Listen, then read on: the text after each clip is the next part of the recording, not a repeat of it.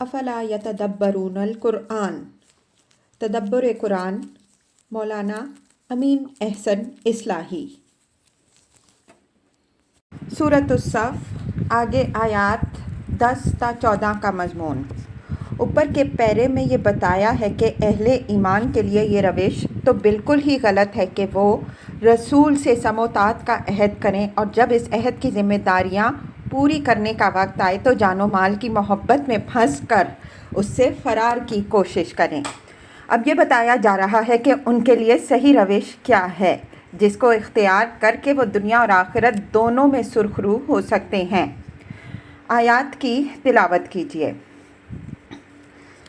اعوذ باللہ من الشیطان الرجیم، بسم اللہ الرحمن الرحیم۔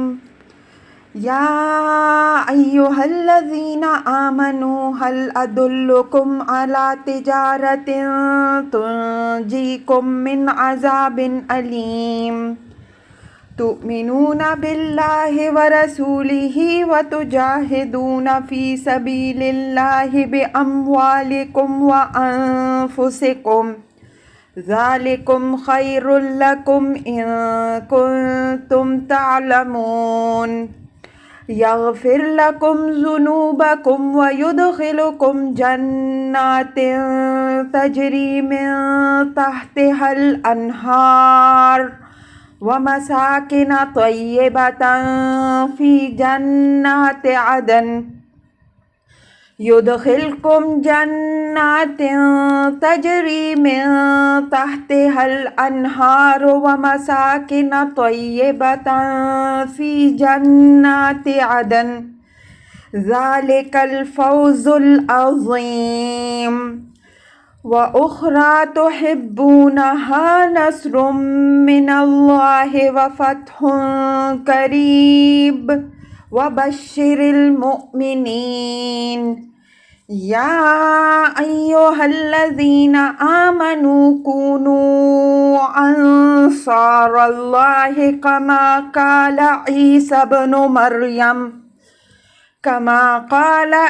ابن مریم للحواریین من انصاری الی اللہ، قال الحواریون نحن انصار اللہ، فآمنت طائفۃ من بنی اسرائیل وکفرت طائفہ، فأیدنا الذین آمنوا علی عدوہم فأصبحوا ظاہرین۔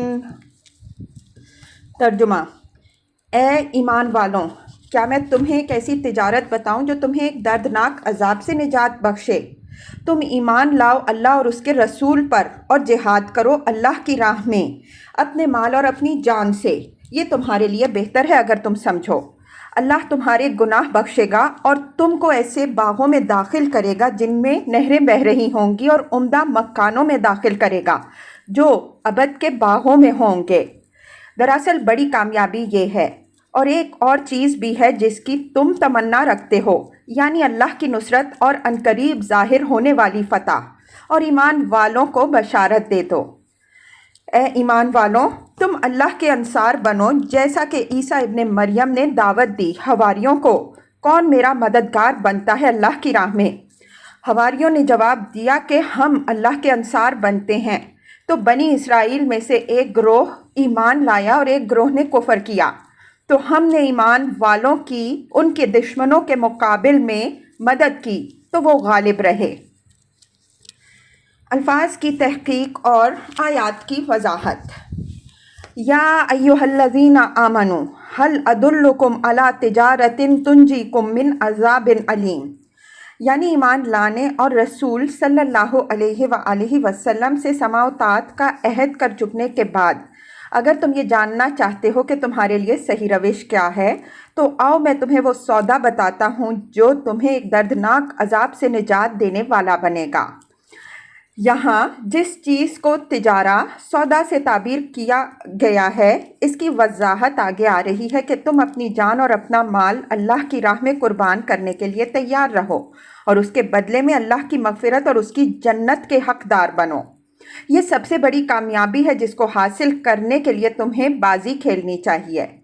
اس آیت میں تو اس کا صلہ یہی بتایا ہے کہ دوزخ کے دردناک عذاب سے نجات پاؤ گے، لیکن آگے کی آیات میں وضاحت آ رہی ہے کہ اس کے صلے میں تمہیں آخرت کی بھی تمام کامرانیاں حاصل ہوں گی اور اس دنیا میں بھی تمہیں وہ فتح عظیم حاصل ہوگی جس کی تم متمنی ہو۔ یہاں صرف عذاب سے نجات کا ذکر اس وجہ سے فرمایا کہ مومن کا اصل مطلوب یہی ہونا چاہیے کہ وہ اللہ کے عذاب سے محفوظ رہے۔ اگر یہ چیز حاصل ہو گئی تو گویا سب کچھ حاصل ہو گیا۔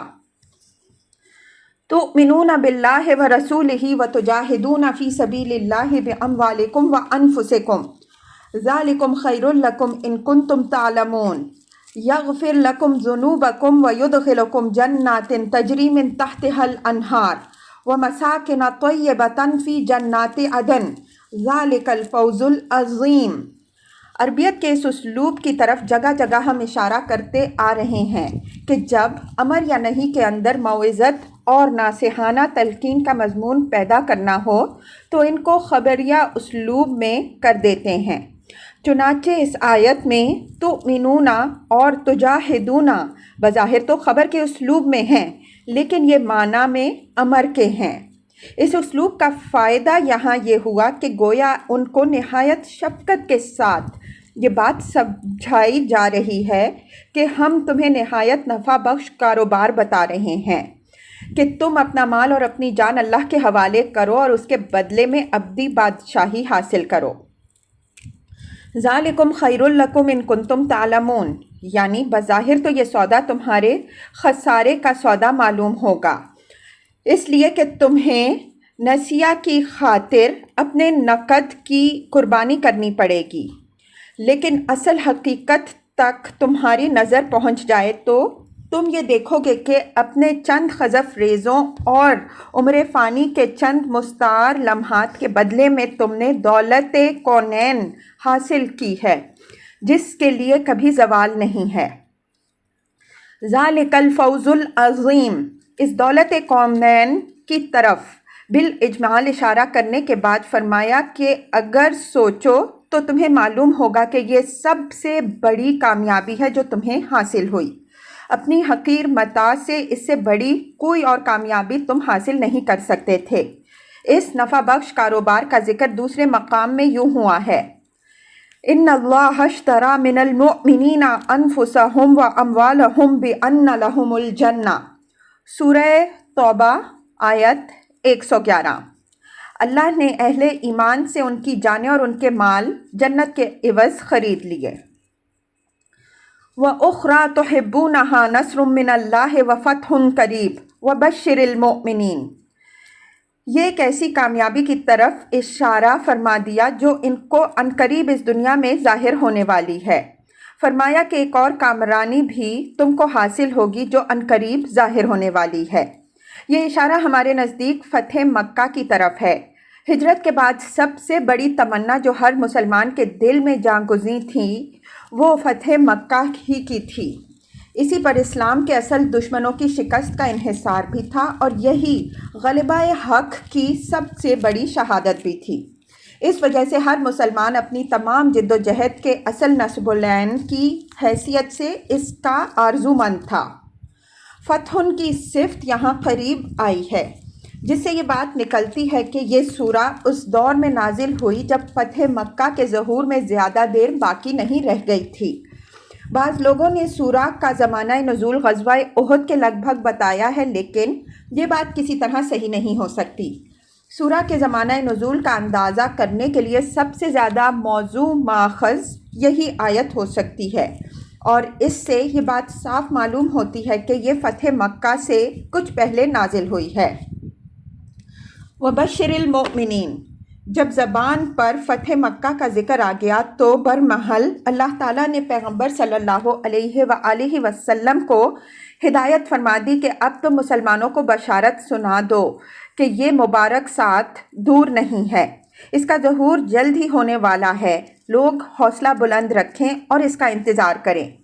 فتح مکہ کی بشارت مختلف اسلوبوں سے قرآن میں متعدد مقامات پر وارد ہوئی ہے۔ اگرچہ قطعیت کے ساتھ کہنا تو مشکل ہے، لیکن یہ بشارت اس طرح وارد ہوئی ہے کہ گمان ہوتا ہے کہ شاید سب سے پہلی بشارت یہی ہے۔ یا ایھا الذین آمنوا کونوا انصار اللہ کما قال عیسی ابن مریم للحواریین من انصاری الی اللہ قال الحواریون نحن انصار اللہ فآمنت طائفة من بنی اسرائیل وکفرت طائفة فأیدنا الذین آمنوا علی عدوہم فاصبحوا ظاہرین۔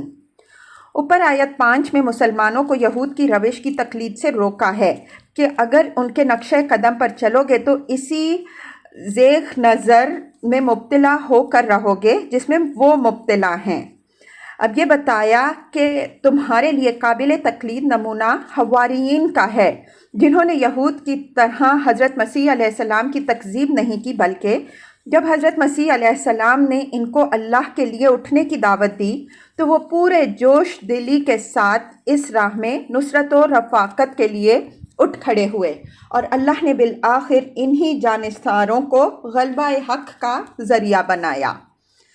لفظ حواری عربی میں اہل کتاب سے آیا ہوا معلوم ہوتا ہے۔ اس کے معنی سرگرم و پرجوش، حامی و حمایتی کے ہیں۔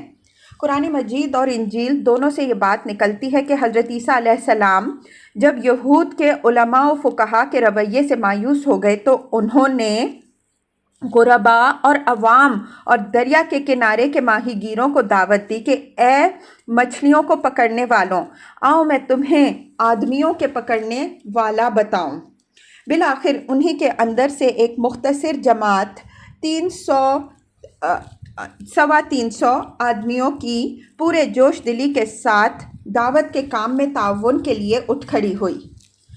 من انصاری الی اللہ کے اسلوب بیان سے یہ بات نکلتی ہے کہ حضرت مسیح علیہ السلام نے فرمایا کہ میں تو خدا کی بتائی ہوئی صراط مستقیم پر اللہ کی طرف چل کھڑا ہوا ہوں، تم میں سے جن کے اندر اس راہ میں میری رفاقت کا حوصلہ ہو وہ اٹھے اور میرے ساتھ دے۔ حواریین نے نحن انصار اللہ کہہ کر اس دعوت پر لبیک کہی۔ فآمنت طائفة من بنی اسرائیل وکفرت طائفة۔ قرینہ دلیل ہے کہ یہاں لفظ طائفہ کی تنکیر ایک جگہ تقلیل کے مفہوم میں ہے اور دوسری جگہ تکثیر کے مفہوم میں، یعنی بنی اسرائیل میں سے ایک مختصر سا گروہ، حواریین کا گروہ تو ایمان لایا اور ایک بڑا گروہ اپنے کفر پر اڑا رہ گیا، لیکن خدا کی تائید اہل ایمان کو حاصل ہوئی اور وہ بالآخر اہل کفر پر غالب ہو گئے۔ یہ امر یہاں واضح رہے کہ سیدنا مسیح علیہ السلام کی دعوت کی تکذیب کے بعد سے آج تک یہود کو کبھی اقتدار حاصل نہیں ہوا۔ حضرت مسیح علیہ السلام کے زمانے میں وہ رومیوں کے محکوم تھے، پھر قسطنطین کے نصرانیت قبول کر لینے کے بعد سے وہ برابر نصارہ کے محکوم رہے، اور آج بھی جبکہ بظاہر ان کی آزاد حکومت ہے وہ عیسائیوں ہی کے زیر دست ہیں۔ قرآن مجید میں یہ مضمون دوسرے مقام میں اس طرح بیان ہوا ہے۔ فَلَمَّا أَحَسَّ عِيسَىٰ مِنْهُمُ الْكُفْرَ قَالَ مَنْ أَنصَارِي إِلَى اللَّهِ قَالَ الْحَوَارِيُّونَ نَحْنُ أَنصَارُ اللَّهِ آمَنَّا بِاللَّهِ وَاشْهَدْ بِأَنَّا مُسْلِمُونَ رَبَّنَا آمَنَّا بِمَا أَنزَلْتَ وَاتَّبَعْنَا الرَّسُولَ فَاكْتُبْنَا مَعَ الشَّاهِدِينَ۔ آل عمران 52 تا 53۔ پس جب عیسیٰ علیہ السلام نے ان کی طرف سے علماء یہود کی طرف سے کفر کو بھانپ لیا تو اس نے دعوت دی کہ اللہ کی طرف بڑھنے میں کون میرے مددگار بنتے ہیں۔ حواریوں نے کہا ہم اللہ کے مددگار بنتے ہیں، ہم اللہ پر ایمان لائے اور تو گواہ رہ کہ ہم مسلم ہیں۔ اے ہمارے رب، ہم ایمان لائے اس چیز پر جو تو نے اتاری اور ہم نے رسول کی پیروی کی، تو ہم کو گواہی دینے والوں میں لکھ۔ اللہ تعالیٰ کی تائید سے اس سورہ کی تفسیر ان سطور پر تمام ہوئی۔ فالحمدللہ علی ذالک۔ رحمان آباد، 14 مارچ 1978، 3 ربیع الثانی 1398 ہجری۔